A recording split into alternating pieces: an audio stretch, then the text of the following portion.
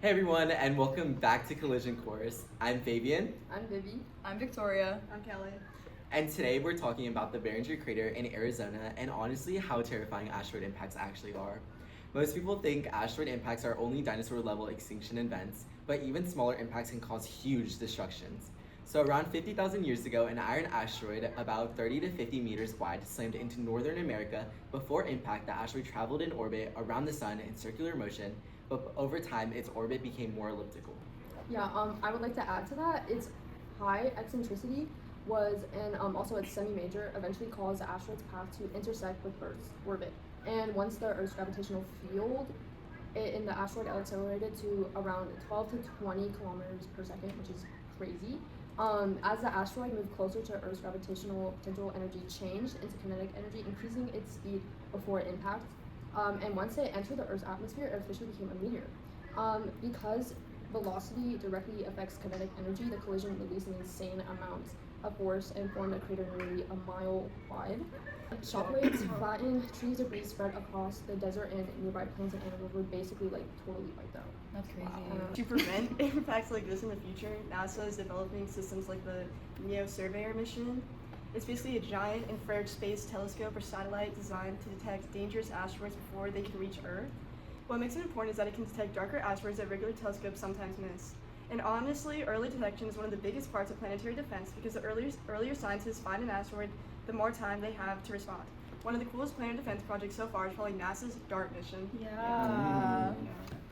Okay, so in 2022, NASA intentionally crashed a spacecraft into an asteroid called Dimorphos to see if they could actually change its orbit. And it worked. Can we just give appreciation to NASA? Woo! The collision transferred momentum into the asteroid and slightly changed its orbital velocity, proving that humans can redirect objects in space. Another possible defense strategy is called a gravity tractor, where a spacecraft slowly pulls an asteroid off course using a gravitational traction over time. It's slower, but it's also safer because there's less risk of breaking the asteroid into dangerous fragments. I think NASA should expand planetary defense funding because the Behringer Crater proved that even relatively small asteroids can cause massive destruction. The impact released energy comparable to a nuclear explosion and formed a crater nearly a mile wide. Our research also showed that technologies like the DART mission successfully changed an asteroid's orbit, while the NEO Surveyor mission can help detect dangerous asteroids before they even reach Earth. Since these systems already work, continued funding and development could help prevent future impacts. I agree. I really think that NASA should continue to fund or even increase funding for planetary defense. Although the idea of asteroids crashing into Earth seems like a non-urgent situation, the times where we had no actual defense against asteroids, the impact on Earth was major. Since asteroids have little to no visibility, early detection devices are crucial for our protection on Earth. Increasing funding is necessary to build certain devices to redirect the trajectory of asteroids that are further away to prevent the object from entering Earth's atmosphere and crashing into our planet. Yeah, I also feel that NASA should expand their budget for planetary defense due to this being a crucial area for Earth safety. NASA has an overall budget of $24.4 billion, with planetary defense only holding 1% of this total budget, which is not enough. This is limiting the number of missions and research that can be conducted, and this just causes a time crunch for scientists and negatively impacts the quality and survival rates of missions. Just to fund one project can range from $325 million to $1 billion, so it's not really realistic currently when one project can be so expensive.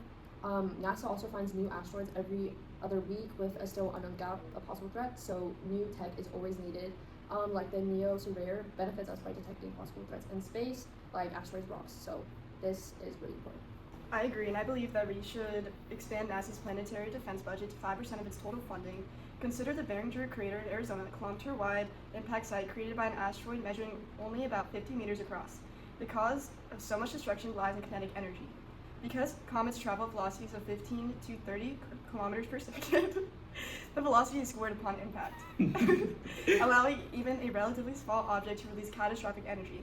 While a 50-meter object carries only a 0.1% to 1% chance of striking Earth in any given year, low probability does not equal zero risk. Fortunately, NASA's DART mission intentionally colliding a spacecraft with a threatening asteroid transfers enough momentum to subtly alter its orbital trajectory by just a few millimeters per second, causing it to miss Earth entirely.